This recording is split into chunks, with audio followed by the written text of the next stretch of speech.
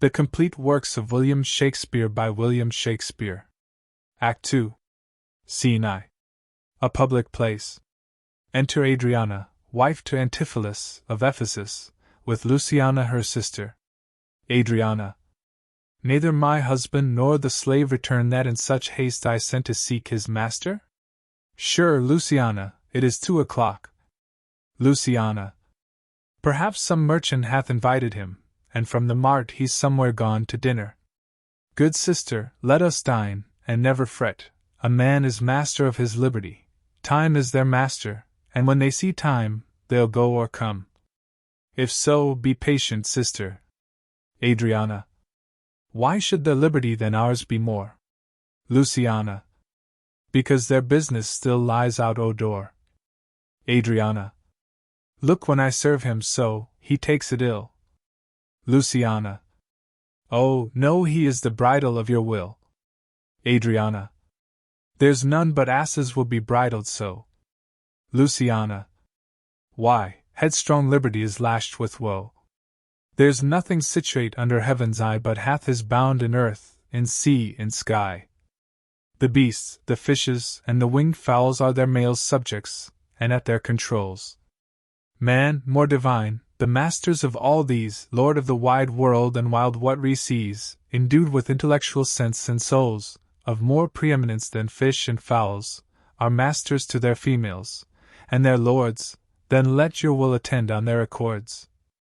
Adriana. This servitude makes you to keep unwed.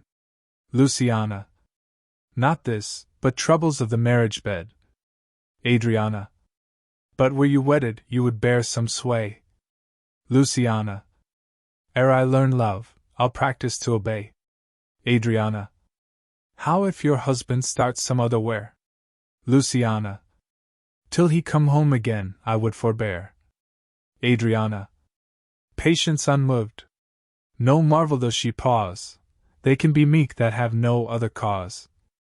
A wretched soul bruised with adversity, we bid be quiet when we hear it cry. But were we burdened with like weight of pain, as much, or more, we should ourselves complain. So thou, that hast no unkind mate to grieve thee, with urging helpless patience would relieve me. But if thou live to see like right bereft, this fool-begged patience in thee will be left. Luciana. Well, I will marry one day, but to try. Here comes your man, now is your husband nigh. Enter Dromio of Ephesus. Adriana. Say, is your tardy master now at hand? Dromio of Ephesus. Nay, he's at 2 hands with me, and that my 2 ears can witness. Adriana. Say, didst thou speak with him? Knowst thou his mind? Dromio of Ephesus. Aye, he told his mind upon mine ear. Beshrew his hand, I scarce could understand it. Luciana. Spake he so doubtfully thou couldst not feel his meaning? Dromio of Ephesus. Nay, he struck so plainly I could too well feel his blows, and withal so doubtfully that I could scarce understand them. Adriana. But say, I prithee, is he coming home? It seems he hath great care to please his wife. Dromio of Ephesus. Why, mistress, sure my master is horn mad. Adriana. Horn mad, thou villain? Dromio of Ephesus. I mean not cuckold mad, but sure he's stark mad. When I desired him to come home to dinner, he asked me for 1,000 marks in gold. 'Tis dinner time, quoth I. My gold, quoth he. Your meat doth burn, quoth I. My gold, quoth he. Will you come home? Quoth I. My gold, quoth he. Where is the 1,000 marks I gave thee, villain? The pig, quoth I, is burned. My gold, quoth he. My mistress, sir, quoth I. Hang up thy mistress, I know not thy mistress, out on thy mistress. Luciana. Quoth who? Dromio of Ephesus. Quoth my master. I know, quoth he. No house, no wife, no mistress. So that my errand due unto my town, I thank him, I bear home upon my shoulders, for, in conclusion, he did beat me there. Adriana. Go back again, thou slave, and fetch him home. Dromio of Ephesus. Go back again, and be new beaten home? For God's sake, send some other messenger. Adriana. Back, slave, or I will break thy pate across. Dromio of Ephesus. And he will bless that cross with other beating. Between you I shall have a holy head. Adriana. Hence, prating peasant. Fetch thy master home. Dromio of Ephesus. Am I so round with you, as you with me, that like a football you do spurn me thus? You spurn me hence, and he will spurn me hither. If I last in this service, you must case me in leather. Exit. Luciana. Fie, how impatience lowereth in your face. Adriana. His company must do his minions grace, whilst I at home starve for a merry look. Hath homely age th alluring beauty took from my poor cheek? Then he hath wasted it. Are my discourses dull? Barren my wit? If voluble and sharp discourse be marred, unkindness blunts it more than marble hard. Do their gay vestments his affections bait? That's not my fault. He's master of my state. What ruins are in me that can be found by him not ruined? Then is he the ground of my defeatures. My decayed fair a sunny look of his would soon repair, but too unruly dear, he breaks the pale and feeds from home. Poor I am but his stale. Luciana. Self-harming jealousy. Fie, beat it hence. Adriana. Unfeeling fools can with such wrongs dispense. I know his eye doth homage ot her where, or else what lets it but he would be here. Sister, you know he promised me a chain. Would that alone, a love he would detain, so he would keep fair quarter with his bed. I see the jewel best enamelled will lose his beauty, yet the gold bides still that others touch, yet often touching will wear gold, and no man that hath a name by falsehood and corruption doth it shame. Since that my beauty cannot please his eye, I'll weep what's left away, and weeping die. Luciana. How many fond fools serve mad jealousy. Exeunt. Scene 2. The same. Enter Antipholus of Syracuse. Antipholus of Syracuse. The gold I gave to Dromio is laid up safe at the Centaur, and the heedful slave is wandered forth in care to seek me out. By computation and mine host's report, I could not speak with Dromio since at first I sent him from the mart. See, here he comes. Enter Dromio of Syracuse. How now, sir? Is your merry humor altered? As you love strokes, so jest with me again. You know no centaur? You received no gold? Your mistress sent to have me home to dinner? My house was at the Phoenix. Wast thou mad, that thus so madly thou didst answer me? Dromio of Syracuse. What answer, sir?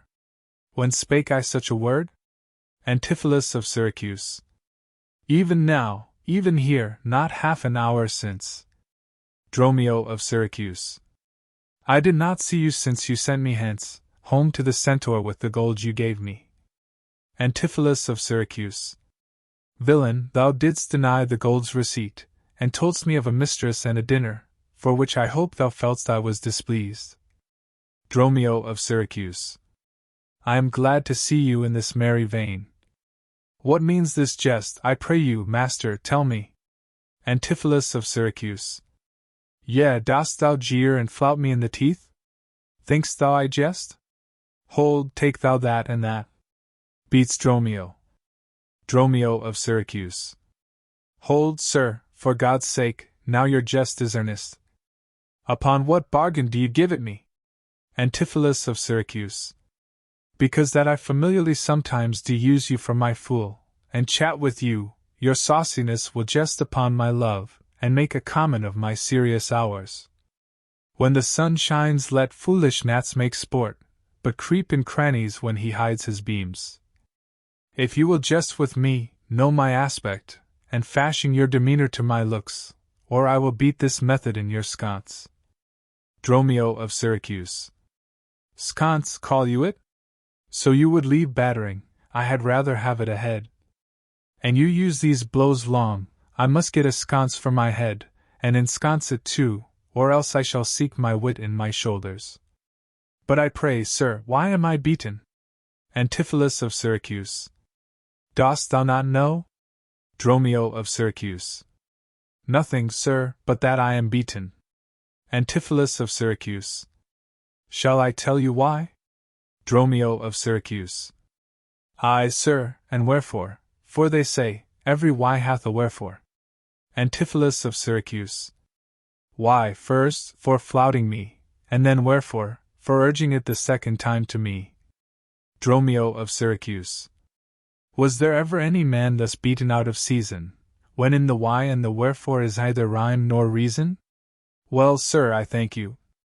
Antipholus of Syracuse. Thank me, sir, for what? Dromio of Syracuse. Marry, sir, for this something that ye gave me for nothing. Antipholus of Syracuse. I'll make you amends next, to give you nothing for something. But say, sir, is it dinner time?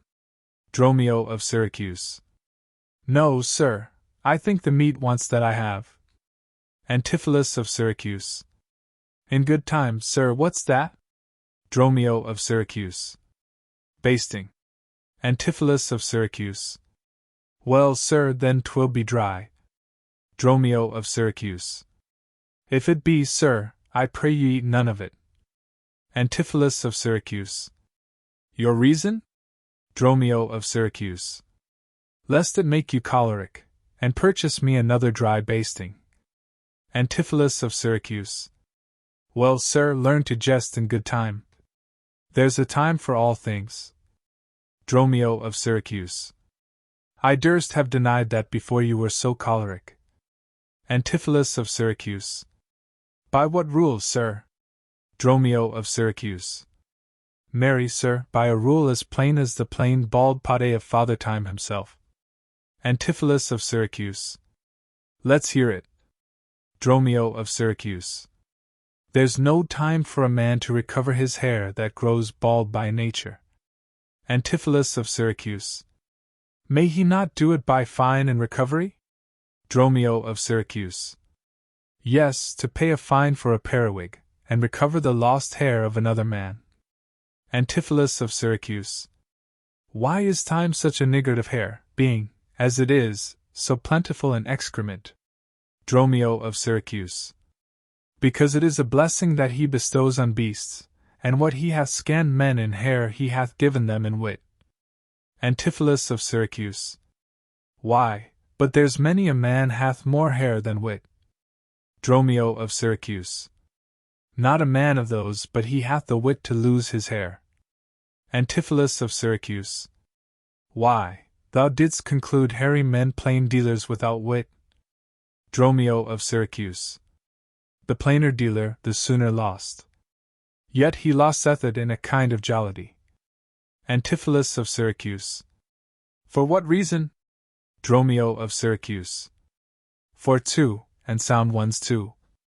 Antipholus of Syracuse.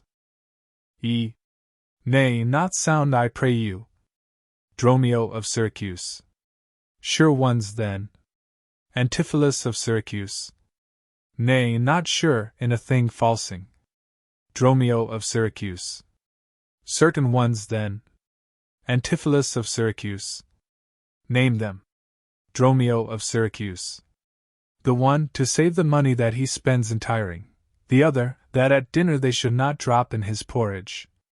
Antipholus of Syracuse. You would all this time have proved there is no time for all things. Dromio of Syracuse. Marry, and did, sir, namely, e'en no time to recover hair lost by nature. Antipholus of Syracuse. But your reason was not substantial why there is no time to recover. Dromio of Syracuse. Thus I mend it, time himself is bald, and therefore, to the world's end will have bald followers. Antipholus of Syracuse. I knew 'twould be a bald conclusion. But soft! Who wafts us yonder? Enter Adriana and Luciana. Adriana. Aye, Antipholus, look strange and frown, some other mistress hath thy sweet aspects. I am not Adriana, nor thy wife. The time was once when thou unerred wouldst vow that never words were music to thine ear, that never object pleasing in thine eye, that never touch well welcome to thy hand, that never meat sweet savoured in thy taste, unless I spake, or looked, or touched, or carved to thee. How comes it now, my husband, oh, how comes it, that thou art then estranged from thyself? Thyself I call it, being strange to me, that, undividable, incorporate, am better than thy dear self's better part. Ah, do not tear away thyself from me, for know, my love, as easy mayst thou fall a drop of water in the breaking gulf, and take unmingled thence that drop again without addition or diminishing, as take from me thyself, and not me too. How dearly would it touch thee to the quick, shouldst thou but hear I were licentious, and that this body, consecrate to thee, by ruffian lust should be contaminate. Wouldst thou not spit at me, and spurn at me, and hurl the name of husband in my face, and tear the stained skin off my harlot brow, and from my false hand cut the wedding ring, and break it with a deep divorcing vow? I know thou canst, and therefore see thou do it. I am possessed with an adulterate blot. My blood is mingled with the crime of lust, for if we two be one, and not play false, I do digest the poison of thy flesh, being strumped by thy contagion. Keep then fair league and truce with thy true bed, I live disdained, thou undishonoured. Antipholus of Syracuse. Plead you to me, fair dame? I know you not. In Ephesus I am but 2 hours old, as strange unto your town as to your talk, who, every word by all my wit being scanned, wants wit in all one word to understand. Luciana. Fie, brother, how the world is charmed with you. When were you wont to use my sister thus? She sent for you by Dromio home to dinner. Antipholus of Syracuse. By Dromio? Dromio of Syracuse. By me? Adriana. By thee, and this thou didst return from him, that he did buffet thee, and in his blows denied my house for his, me for his wife. Antipholus of Syracuse. Did you converse, sir, with this gentlewoman? What is the course and drift of your compact? Dromio of Syracuse. I, sir? I never saw her till this time. Antipholus of Syracuse. Villain, thou least, for even her very words didst thou deliver to me on the mart. Dromio of Syracuse. I never spake with her in all my life. Antipholus of Syracuse. How can she thus, then, call us by our names? Unless it be by inspiration. Adriana. How ill agrees it with your gravity to counterfeit thus grossly with your slave, abetting him to thwart me in my mood. Be it my wrong, you are from me exempt, but wrong not that wrong with a more contempt. Come, I will fasten on this sleeve of thine. Thou art an elm, my husband, I a vine, whose weakness, married to thy stronger state, makes me with thy strength to communicate. If aught possess thee from me, it is dross, usurping ivy, briar, or idle moss, who all, for want of pruning, with intrusion infect thy sap, and live on thy confusion. Antipholus of Syracuse. To me she speaks, she moves me for her theme. What, was I married to her in my dream? Or sleep I now, and think I hear all this?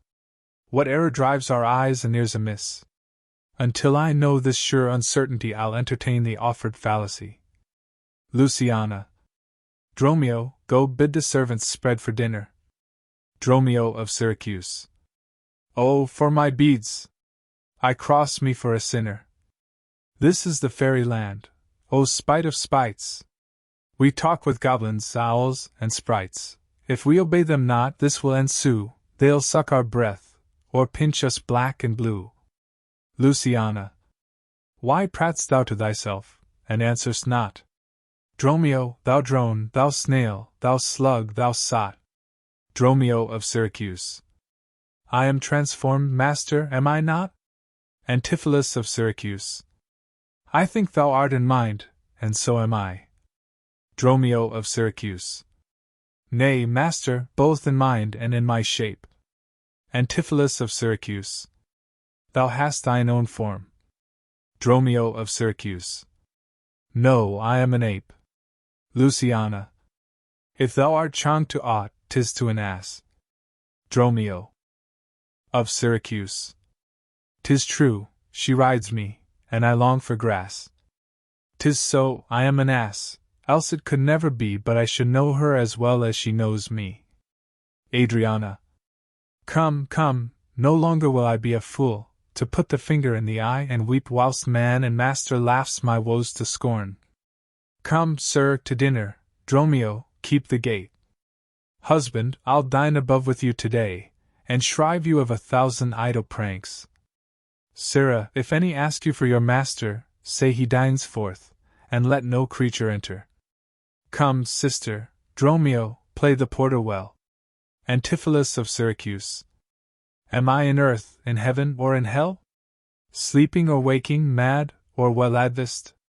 Known unto these, and to myself disquist. I'll say as they say, and persever so, and in this mist that all adventures go. Dromio of Syracuse. Master, shall I be porter at the gate? Adriana. Aye, and let none enter, lest I break your pate. Luciana. Come, come, Antipholus, we dined too late. Exeunt.